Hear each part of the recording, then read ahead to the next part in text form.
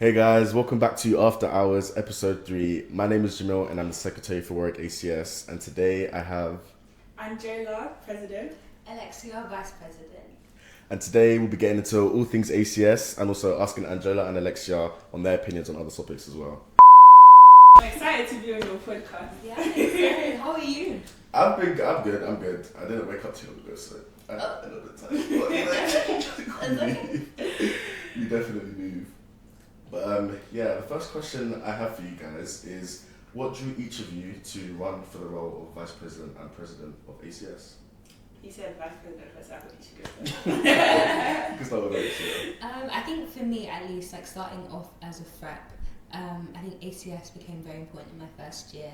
And like, in terms of running for vice president as well, I think I had to think about the things that the vice president actually did. I think ACS Families particularly, at least, was an initiative I was really passionate about. So yeah, I was just really excited to still be involved in ACS, hopefully in my second year, which I have been. And that's kind of what drew me to vice president and staying in ACS. My answer isn't as depthful, but like, It's fine. I don't know, like, my real answer is because I thought I could do it, like, Okay. that's why I went for the role. Like, I've spoken to other people about it, like, before and at the time. Like, originally, I wasn't actually gonna go for president. Like, I knew I wanted to be involved in ACF because I was in avid attendance last year. But it was kind of like a go big or go home thing at the time. It was like, wait, like, I really think I can give this thing a shot. And everything ended up planning nicely. We're here today, so I guess it was a good decision. But yeah, my decision to go for the role was based off the fact that I thought that if anybody could do it, it would be me. Okay. Alright.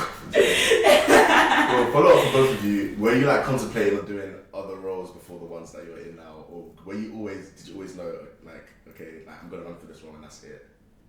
I'm interested if you did, just because like obviously you was prep before, so you would have seen everything. Like, I'm annoying as hell because I think I remember the first event or like a club night. I maybe had a bit to drink. Only a tiny bit. A bit. No, genuinely, it was only a bit. And I think I must have gone to Israel, like the old vice president, and I said, that's the first thing I ever said to him was, I'm coming for your role. And I sat down with the president of Disney Channel and I said, I want to make history. I don't know, like, he told, obviously, like, I can remember saying that, but I don't know what came over me to say that, I don't know. So I think, I don't know, maybe me speaking that over myself, and I was like, wait, like, why did I say that? Like, I don't know why. You manifested it. Let me see, like, what it's saying. So obviously, like, observing all the roles, at least as Fred, like, you get to see, like, each of the exec. And I was like, wait, like, what he does is actually, like, kind of cool. Like, I would love to do that. So yeah, that's kind of me. Okay. Anjola, did you always know that president, like when you started running, were you contemplating on doing a different role, or was it always going to be president? Praise or no, like, we went to the election in Fair Night together, and I was there thinking, yeah, I'm going to be the next event officer, like, I'm going to be Is the it? I'm going to make all these ACS events, bang. And it was only, like, after, like, getting him and just, like, deep all the information I took, and I was like, wait, hold up. I feel like I can do more. And I think especially, like, my personality wise, like, I like to do a lot of different things. Like, I like to get involved in lots of different things. And I felt like president was the best avenue to kind of be involved with everything. Whereas events, like, even though it's a very broad role, it's still confined to events, whereas president is involved with events, involved with sports, involved with careers. So I thought that it would be more catered to, like, my characteristics, and I'd probably have a better experience doing so. And I was a bit scared of the events workload, like, Events workload? which is a bit mad to say. It's mad to say. Yeah. But I remember Junior and Owen, last year's event officers, were at that infinite. I think it was just Junior actually. But the way, like, he had everybody in that crowd shook that wanted to go with it, she was like, guys, this thing is so much work. It's true though, it's true. And I thought that president would not be I don't know what the thought pattern was. But yeah, it was a jump from events to president, but I think it was the right jump to make it. Yeah, I'd say so. Could you picture me being an events officer? Low-key. Do you know? I But like for fun events. I can't, like... Yeah, like, Wait! I feel like you fit like president. Like, I can't really see Anjola doing anything other than president. you still have done anything else if you could do it again? If I could go back in time, I would really have gone for president. Does it? Really? Yeah. So not like VP. Nah. That's what her she got there. Yes, you do, because you've spoken about this before. What? PR and media. Yeah, I probably would have. Oh yeah. Oh yeah. Wait, yeah. No, I'm saying like. Literally. Yeah, I probably would have gone for You it. definitely, yeah. You would have been amazing. And Like she would have that, been so cold. Yeah, I would You have. are 100%. Very talented. I would have been Yeah. fire. Yeah, well, leading on from that, obviously you guys had quite different first experiences. Obviously, Alexia, you were a threat. Being a threat versus obviously just being like a normal ACS member.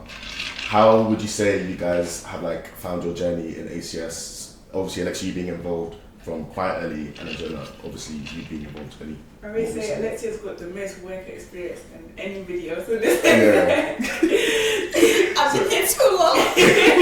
Your portfolio for VP is Nasty. is Her extensive. CV is crazy. Nasty. But talk a bit more about your threat experience. I really love being threat. Like, I think even I didn't think I was gonna get it at all. I remember when Chico called me, I was like, what are you talking about? Just because also I lived off campus, like, I don't know, I feel like within myself I was kind of shy at the time. Like, we were all kind of still new to it. Like, most people lived off campus, like, everyone that ran, like, I knew of, and like, they were all amazing as well. So I felt like, it was like, I'm just doing it because I feel like I have to, like, I don't know. I was like, okay, let me at least do it and try. So yeah, when I got it, I was like, oh my god. And then obviously, like, with Gifty as well, like, that's my homegirl, like,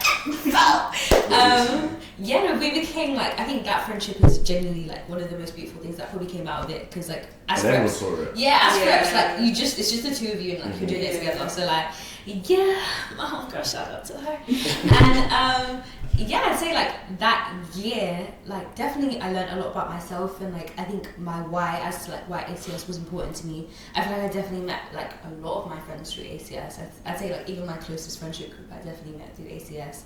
Okay. So, yeah, I'd say, like, ACS has definitely given me a lot in that sense, and, like, shaped my first year experience. So I was like, I would love to shape someone else's experience in the same way in second year.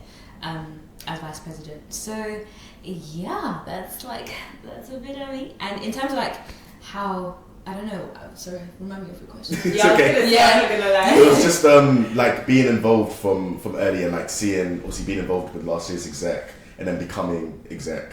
Like you've had quite extensive experience of ACS already. Yeah. So how do you think that shaped you in your role today? Ooh, I'd say like being threat definitely, like, I don't know, you see things, like you're in meetings, so I think like having that routine of like always being in a Sunday meeting, like it wasn't too deep now, like as like at least as president, like I was expecting, there's stuff I was expecting, so it wasn't like a, oh my god, like now I have to come on a Sunday for a meeting on campus, like I've already been doing it, so it was like, okay, that's calm at least. Yeah, I'd say like it definitely prepped me in like seeing, like you see things and like I think you're a lot more aware of different things, but also like I don't know, I think because you already have that care for the society and like it's given you a lot, it made me want to give back more, so yeah. Love that. Okay. And Anjola, you weren't a threat, you were just a society member, but I guess from the outside looking in and obviously being part of the events, how would you say you found your ACS experience in first year? I feel like when like choosing to go like to Warwick and like looking at different universities, like obviously being like African or Caribbean, the first thing you're going to look at to kind of get a gauge of the university's social life would be ACS, I'd imagine. So I remember like in sixth form looking at the page and I was like, wait, like these guys, like they be putting in the work, like this is really cool. So I was really excited for ACS coming to uni. And I made sure to go to like a bunch of the events that they had like during Freshers Week. So the first one I went to was games night. I remember I didn't go to the games night, but I had so much fun. Like it was sick. Yeah, oh my it was gosh, so fun. I loved it. And I was like, wait, like I really like it here. And I remember must have like exchanged social with a bunch of people that I met there. And like I just keep on seeing people like throughout uni be like, oh you're that person, yeah, this is that. And it was like a great way to kind of like become embedded in university. So I'm really grateful that like ACS gave that experience. And I just kind of stayed in both throughout. Like I think another big key ACS moment in first year was doing AfterHours. Like that was so cool. Like I did fashion in AfterHours, and it was a great way to kind of like engage in that interest of mine. And like the Afrofest aura, like, it's not anything you I really regret not being part of it in first yeah, like, it's nothing you won't understand so it much. unless you was in it or, like, you've done it. But, like, it was really, really nice to have, like, that special moment. Afrofest is something I look back on so fondly. Like, it's so beautiful, especially having been a part of it. And, like, it's nice now to be able to, like Alexia said, give those special feelings to new people. And I'd like to hope that when people, like, look back on their experience in first year with us being exec, like, they feel the same way. So, yeah. Okay, take us back to election week and election day last year, and talk us through your guys' campaigns and speeches and the competition and how you personally felt that the process went. Who wants to go first? You want to go first? I don't know if I want to go first. I can go first. I actually love talking about it. I'm not speaking about it in a while, but I love speaking about it. You have an election. iconic election day, Anjola. Hey, you go. You have an iconic speech that will go down in the history books. Yeah, like, If you can put the video, yeah, we can insert you can insert the clip. Left, right, and then left. We do.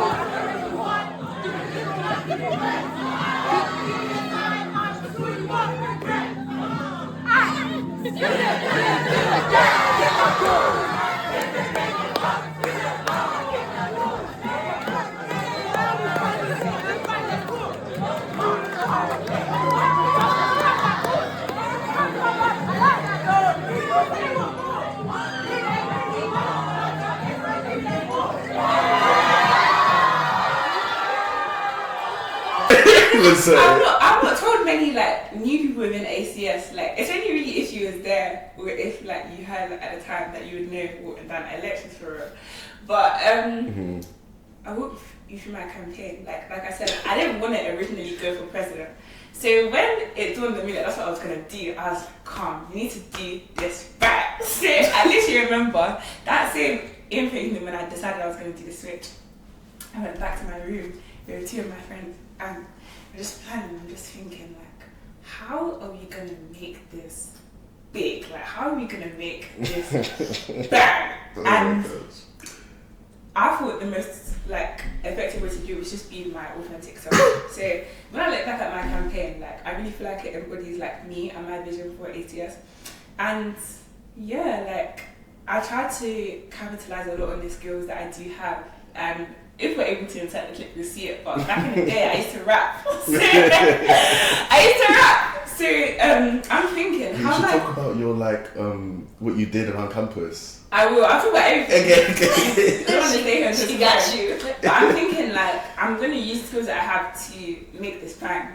And I was like, calm, like, to make it explosive and to make it like very auriful and very eye-catching, I need to rap. So the first thing I actually started working on was my speech, funny enough. I made my little rap song, I made my speech, and then it was like, calm. Now we need to lead up to this like big bang at the end. And that's like what Jamal was saying, like, had to put my campaign together. And like I said, I was trying to go off the skills that I do have. One thing about me, I'm not that good at the graphics and the editing and so I knew my poster was something that was going to be a bit... So I used face card method and I put, yeah, thank you. I put like my face on the American flag. Oh my days, yeah. Let's I wrap put my that face up on as the well. American flag, and like I said, being authentic, true to myself, I'm American. Like, I had to keep it authentic for real. And basically, like, me and my friends planted these flags like all around campus. Bear in mind, I've not told anybody that I'm going for president. As far as everybody else is concerned, I'm either going for events, I'm not going for anything at all. So when we're ready to do the big drop, everybody's sending all of these flags into the group chat, and it's like, who's this girl like on an American flag, like just plastered all around the university? What's she feeling? Do you think people didn't know you? No, I think people did know me. Or like, but just not. We knew. I think everybody knew you. People didn't know I was gonna do that. Yeah. Like, Yeah. I feel like it was a very wild card move, and that's why I did it the way I did it. And it was very effective. Like, we dropped it in the group chat, and the group chat went off. Like, let me know if you're being modest, but like, No, it did. It I was went going off. around, like, everyone was like, oh my god, look at you, President. I was like, yeah, that's like, but then, yeah, I made just like bare videos throughout my campaign as well. Very goofy, very unserious, but serious to an extent. And it was nice because I feel like people really engaged like with the campaign. And as much as like I was being my true like self, like I feel like it was also kind of clear that like I could do everything that I was claiming to want to do. And election day came. That day, like, I look back on it so funny, but I remember that day, like, I was anxious. Like, I was so Everyone was. It was a high tense environment. Yeah. Do you know we were all there? Like, you knew it feels like. It was very anxious. Especially, like, being president, you would have felt the same way. We have to wait until the end. Oh my gosh! After how many hours of how many hours of election? You're seeing all of this madness unfold, and you're just thinking, like, what's it gonna be like when it's my turn? And especially because I knew that I was planning to do something mad. I'm just thinking, like, if I flop this year, Oh, I do not envy you. I will have to delete myself. Like, if I flop this, like, that's beyond game over. So, yeah, like, I was just counting down to be able to do it, and did my speech or whatever, and then long story short, burst into a coughing fit, lights turn off, everybody flashes out, start rapping. And yeah, I did a rendition of Mad About Bars. Oh my days.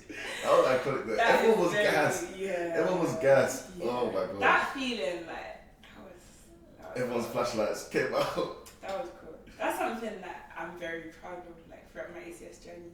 Even just in first year, like, it was mad aura. Like, I remember I left the election hall, like, I had them people come and be like, do you know, like, you're so cool. I was like, yeah, I know, like, I'm so cool. Nah, I'm joking. But, your speech as well, like, the questions and everything. It wasn't just your speech, it was how you articulated the questions as well. Everything came together really, really Everything nicely. came together, yeah. And I'm really proud of it, and I guess it paid off. Like, Definitely yeah, that's did. a bit about my campaign and how I got here. Your turn. Alexia. Yeah, hers is a lot more interesting than mine. Hers is interesting. Nah, go yeah. This girl was catering for us. Yeah. Oh yes, got it. Waffles. Waffles and waffles. Shout out. What's it called? Okay, like I think for my I don't know. I feel like I just had to prove myself. Like obviously I've done it as rep, but like it was like okay, cool. Like what am I actually gonna bring as a vice president? And especially because I knew it was something I wanted, and like most people knew. Like I don't think it was a surprise to anyone that I was going for it at least. So it's like I didn't have that shock factor, but I was like, okay, cool. Like why is it me that is best for the role? So yeah, obviously like being from South Africa, I was like, okay, cool. Like I think my music video was I'm on P. That video is fire. It was a flashback. Alexia VP as some. Who planned courtrooms? Who planned aunties and uncles? Who edited, produced, and created So You Think You Can Cook? Come on, man. The CV speaks for itself. This shouldn't be that hard a choice. It's not I've hard. been doing it, and I'll continue to do it.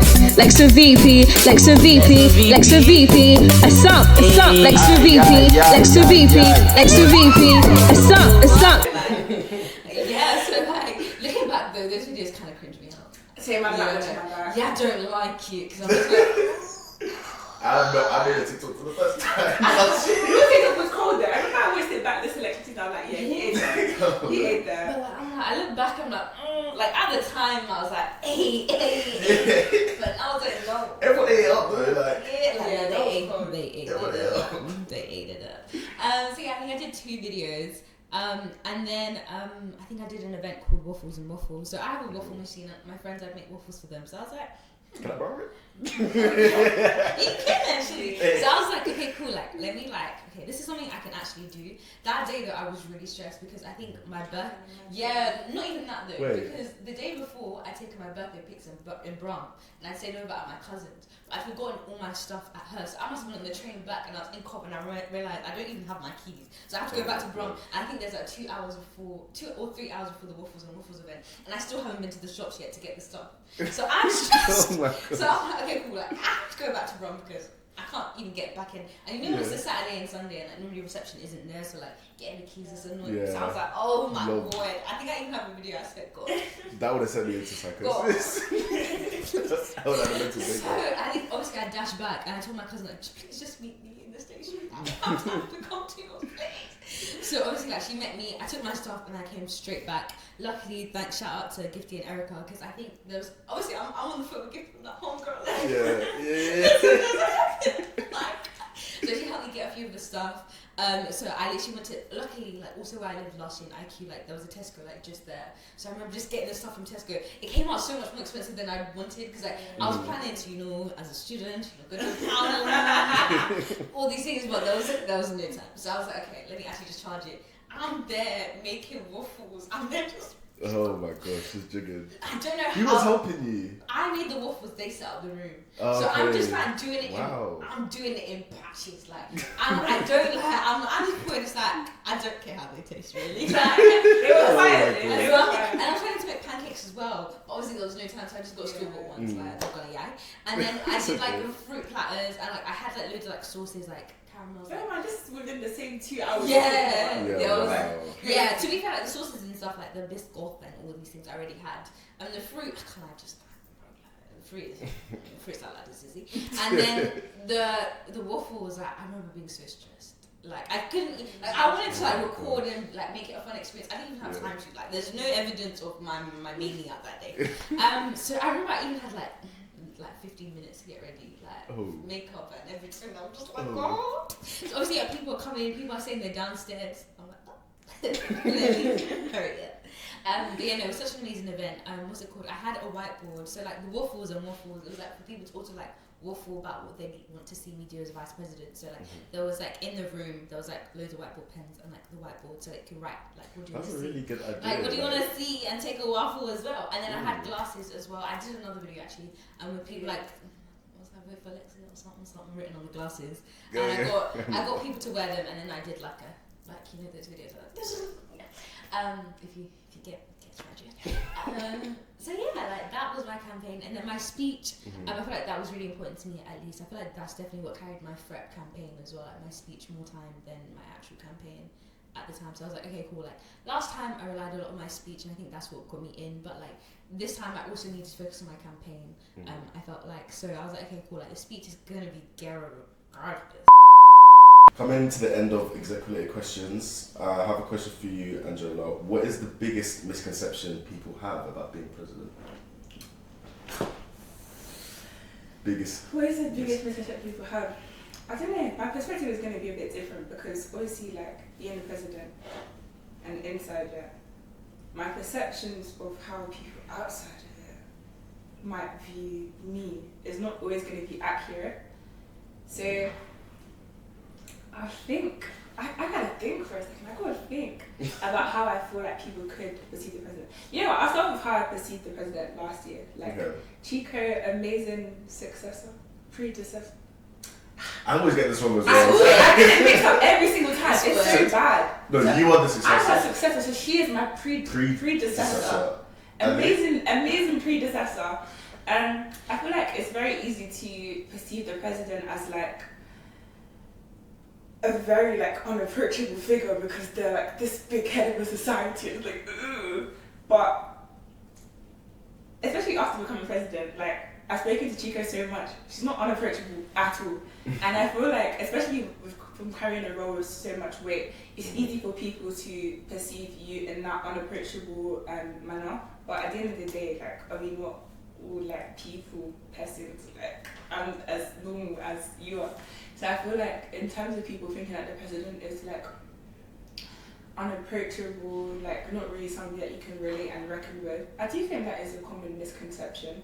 I feel like as well, just from interacting with members, like you only know like once you actually have like, I'd like to believe somewhat approachable. No, you wouldn't.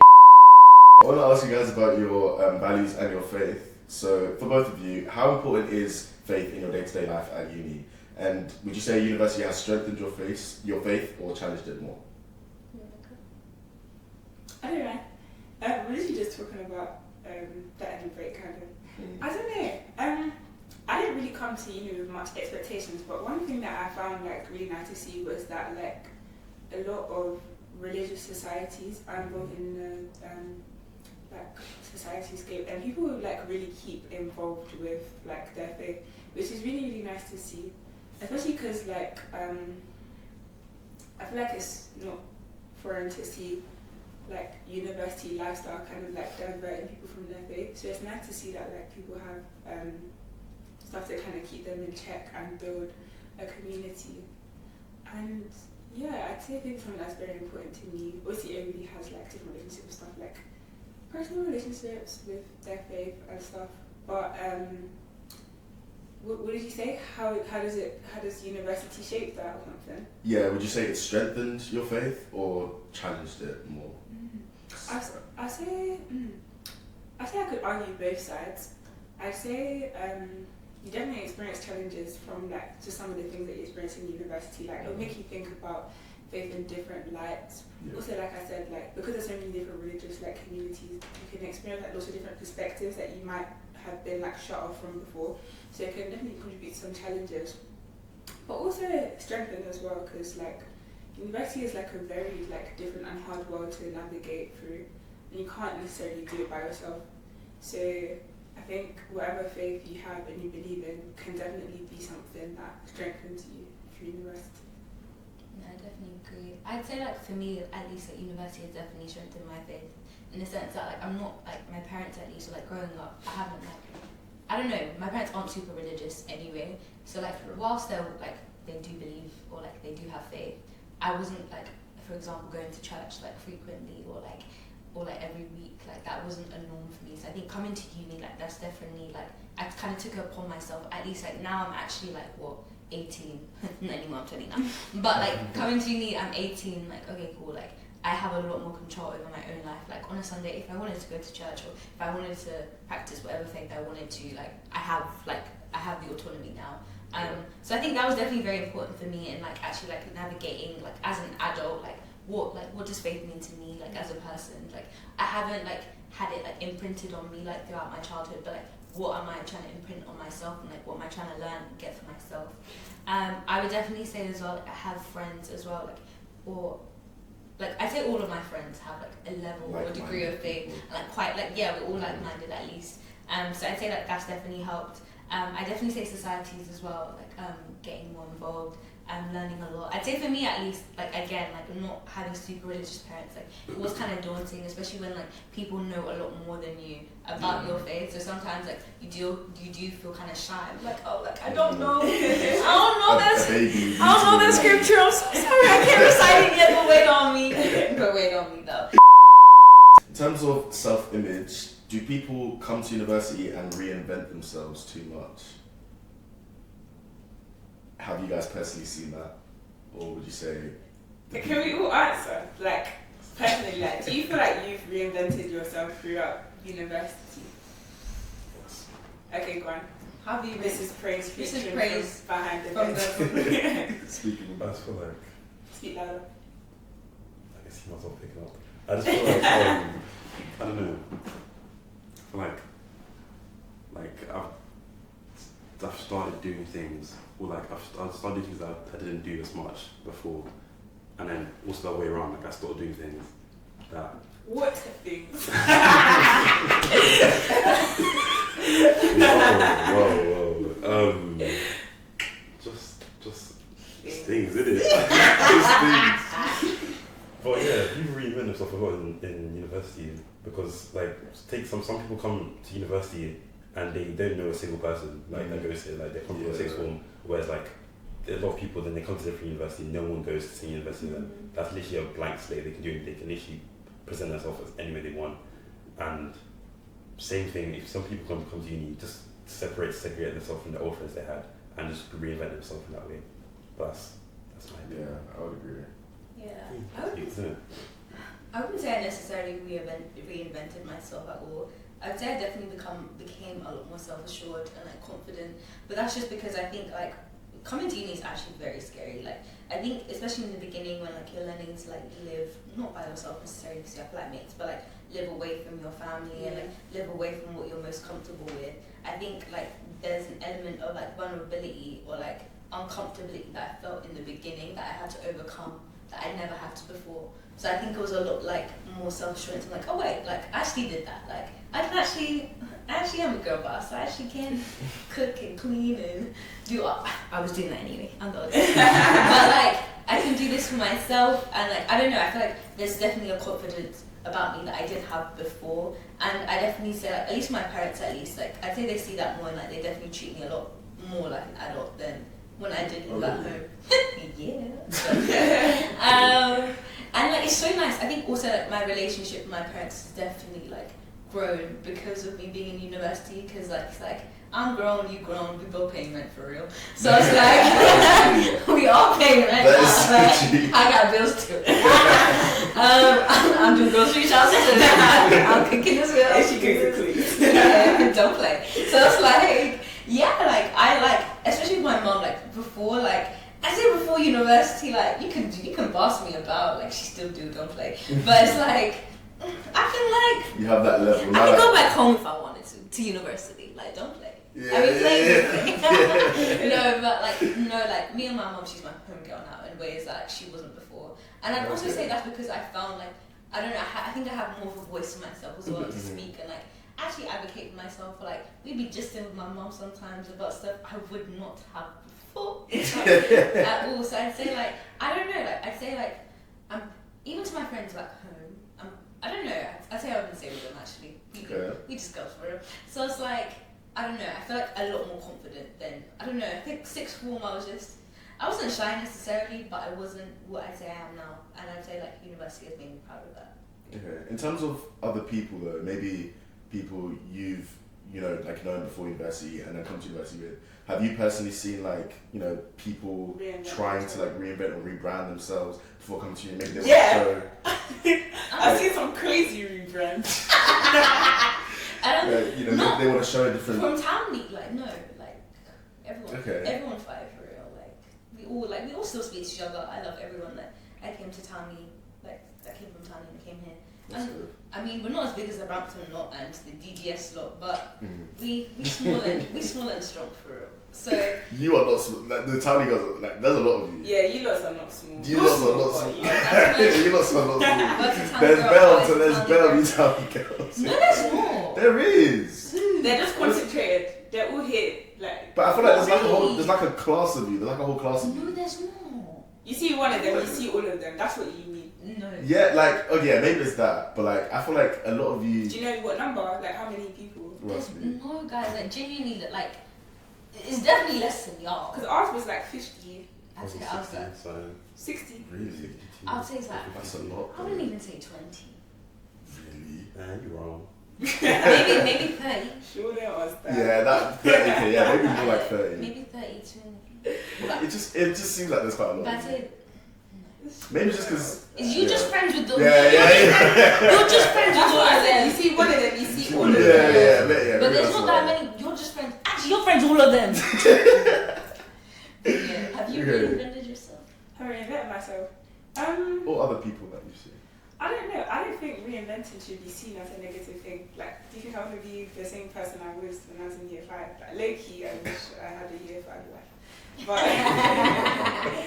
I feel like it's definitely positive to continue to grow and discover yourself and reinvent yourself. For uni specifically, the only way I can answer the question, I need to look back at like I don't know myself in sixth form, secondary school. I'm very different. Like if you put myself in uni beside myself in secondary school, like bro, probably wouldn't even know the same person. But I feel like in terms of reinventing, I've only really become more of who I am. Like I feel like especially across secondary, sixth form, like I'm not a different person, I'm the same person. But I feel like you definitely become a lot stronger in like what you stand for, what you like, what you don't like, what you believe in, what you don't believe in university. Especially because, like as Alexia said, like it's a very independent environment. Like you're with yourself 24/7. Better know yourself, mate. Like so I'd say, reinventing in terms of becoming like more self-aware and more in touch with myself, which is great. Like if you're not in touch with yourself now, I don't know if it is still, but I think it's positive. It's definitely positive. In terms of other people, I feel like people reinvent themselves in university. If you didn't reinvent yourself in university, why would you reinvent yourself? Like, I feel like it's a great opportunity, especially because you're very separate from like, I don't know, like where you grew up, like any influences you could have had by your family, like that independence is a great opportunity for you to reinvent yourself into who you're really meant to be. So I think it is a common pattern you see with a lot of people.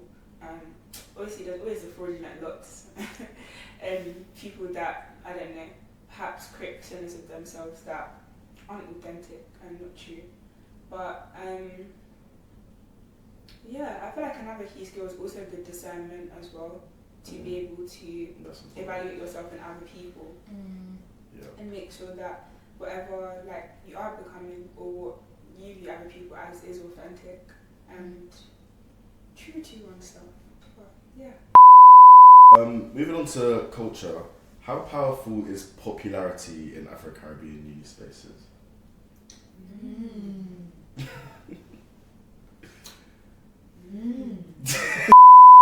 I'd say I'm talking more so media. Yeah, you can talk about media. I'm thinking like influencers and stuff. Like being popular is a big thing. At least if you want like brand deals, like if you're not getting the brand, especially like I don't know. I'm thinking about Love Island for example. Okay. Like at least if you will maybe. Wait, what are we talking about? Are we talking about popularity in like African and Caribbean spaces? African Caribbean spaces or ACS? No, just Afro-Caribbean spaces. So not just ACS, just in general. Afro-Caribbean spaces, and like them like being able to have influence over large groups of I was gonna say that. I'd say like maybe Love Island and especially like African and Caribbean people on that. I was kind of gonna relate it to university in the sense that the more popularity that you have at least coming out of like those things, the more people want to know you at least, or like the more brand deals that you get, like things like that, and like the more well known you are, like the more receptive people are to you. I wouldn't say the same for university necessarily because like what even is like after you leave and graduate, like who's there? You know, like, this is not, as you said, it's not real life. So I would say like I don't know, I feel like there is a level of prestige that people may feel internally in university, like African and Caribbean spaces, but like, especially because we are quite small and we are obviously the minority, like to be known in a minority space already is difficult. So yeah. What do you think? I don't know. The reason I asked that question, are you talking about spaces or societies, is because how different is popularity within African and Caribbean spaces than it is to other cultures? Like, who's to say that like our experience of popularity is any different in Asian cultures, European cultures? Actually, are you talking about Afro-Caribbean influence on other cultures? No, that's not what I'm talking about. But like, obviously, like let's say popularity within like African and Caribbean communities, like you said, you speak about Love Island, speak about artists, speak about I don't know, celebrities, influencers. Why would the experience of being in the African and Caribbean space influence how popularity is perceived? I don't know. I feel like you said, being like a minority, I don't think it makes it harder to be popular. I think it makes it easier, especially when there's already less of you. It means that when people are doing big things, you kind of stand out more, which is positive because it means that people can get recognition within their own community quicker. Sometimes it doesn't always transcend to external communities. Like sometimes you'll find people are so popular in African and Caribbean spaces, you'll hop somewhere else, and people are from different places, they won't know who you're talking about. But it's not always the same in the reverse. Like you name like white influencers, British influencers, and people within African and Caribbean spaces will know who you're talking about, but it won't be the same the other way.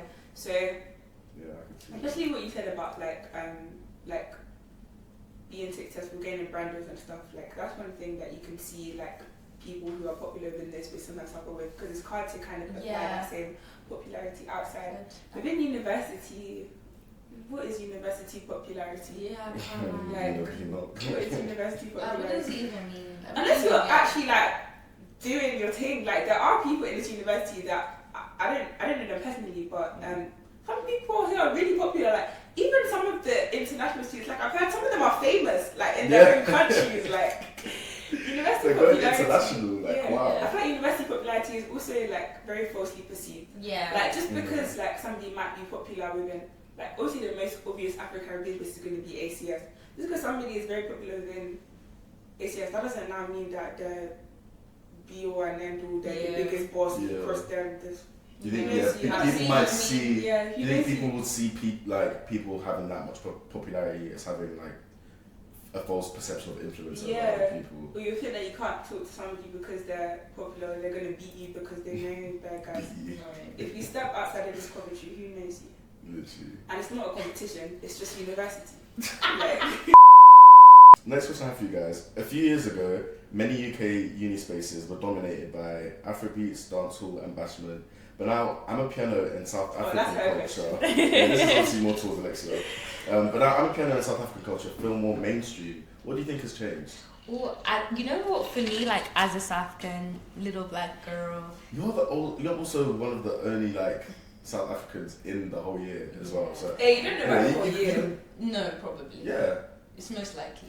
There's the whole year? There's only a few of them. There's only going to be a few. There's literally a handful. Even if they're hiding, there's only going to be a few. If you're hiding, please come out.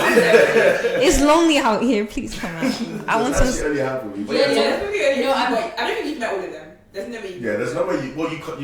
You can't have. I don't know, but like when I'm saying like South Africans don't move, like we don't really believe in South Africa. Yeah. So I'm saying like, even across the UK, like I've never until coming to university, I've never had a South African friend. You're definitely the first South African ever. You see, and I'm normally the first South African person like anyone has ever met. So I feel like I actually met one in primary school. I just wanted to add. Not too much. They weren't as good as me. But like I don't know. I feel like it was very like not lonely growing up, but it's like there's elements like sometimes you want to be speaking your native language with people. Like it's like I'm just learning. I even understand Yoruba now because of all the friends I have. That's something that actually makes me sad. Like it's like I really want to be speaking in closer with different people, but it's like I can't. Like I should be talking to myself for real. So it's like I'm a piano, for example. Like stuff like that becoming more mainstream. Like you know, it healed a part of me. Like I can imagine. Like I didn't. Like I needed as a child. Like it's really like when you see it from South Africa, everyone's like, oh my god, you're the first African person I've ever met. But it's like no, you would have met people on TikTok. And you would have heard South African music, or like there's elements of South African culture that I'm so happy and I'm so glad, and I feel you feel very seen at least. It is becoming so mainstream. Like it's just grown like exponentially. Yeah, obviously this is music I've grown up on, so it's like also my friends, for example, I put them on. Even on holidays, like sometimes Do you know, funny enough, that's actually how I knew who you were. Like I remember obviously like telling me like there's a bunch of people from all across where you live. I remember somebody was like, oh, like in secondary school, it was Eleanor, shout out to Eleanor.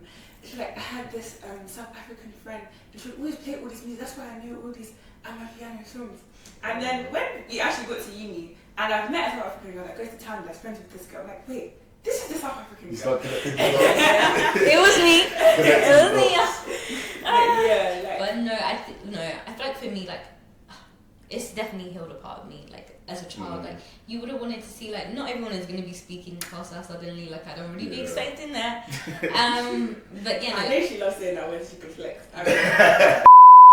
Guys, that comes to the end of the questions. But for this segment, I want to give you guys the opportunity to state maybe a not so popular opinion and try to defend it. So Alexia, let's start with you. This one is kind of unpopular. Okay. But don't cancel me. Just because you have a skill doesn't mean it has to be a business. I actually agree with that. Or like, okay, I say this in the sense that like I think there's also like, what skill can I use necessarily? I'd say there's a lot of thought that I think some businesses maybe don't learn first. I think maybe, let me use hairdressers as an example. Like on TikTok, you always see, I don't know, hairdressers with like crazy mad policies, or like story times of like clients where like a hairdresser's been so rude to them and like it's unprofessional and all these things, and like these are genuine things that you can learn. Bundles by Brianna. These are genuine things that like if you are starting a business, you should want to learn anyway. Like yes, being a hairdresser and having that skill is an amazing thing. But what is like having a business? Like, yes, you can do hair, but are you a hairdresser? Can you do it for other people and pay, like, charge for that? I think there's definitely a difference. Why do you think that might be unpopular amongst some people as an opinion? Just because I think like a lot of people just think like just because I have a skill I can do the business. Like it's fine. Like a lot of people are just hustling, which I rate, but like, I rate, but I think there's also like certain things because like a lot of businesses do business, they're not licensed really. So yes, you're charging late fee and policy fee, and you have all these policies and all these things. That's all beautiful and dandy. But at the end of the day, you don't pay your taxes. Cooking, food. That's another big one. Because some of you don't have your license, your food certificate. You don't have food safety. You're just cooking and cooking and cooking. Hygiene levels are and on zero. it looks pretty, don't get me wrong, and it may taste nice, but you're not licensed to do that. And just because the food tastes good doesn't mean it also should be a business. Because what if on that one, God forbid for the business, but you don't cook the food properly and someone is sick now? TikToks. Your TikToks and also oh my goodness. the police. Do we not fear the police anymore? Like, there's a lot of situational businesses that don't fear the police. Because God, like, imagine someone like had an allergic. You know, with like Pret a Manger, I think they had a scandal years ago where like if something had nuts in it and someone died. That was a big thing. Imagine a food business. Imagine let's say a student, for example. You know how like imagine being a student in a food business. And like, I don't know, you made something with nuts in it, for example, and you didn't say someone has a nut allergy, and God forbid something happened, you're finished! That's actually manslaughter. And it's because... That's manslaughter. It actually is. Yeah, that's manslaughter. What? Unintentionally giving somebody something that you're not aware of? That's manslaughter. You killed them! You killed them! You killed them! Yeah, it's manslaughter. But why did they say that they had an allergy before they were just eating anything? But why didn't you... But if you haven't specified that you have to specify. Imagine it's just cross-contamination. Fair enough. Some of you don't even do the food safety, food license. Because of negligence. You don't know about food safety. So now, sorry, I'm also a really picky eater. So now, when the things are mixing together, you have the nuts and the food and the school. No!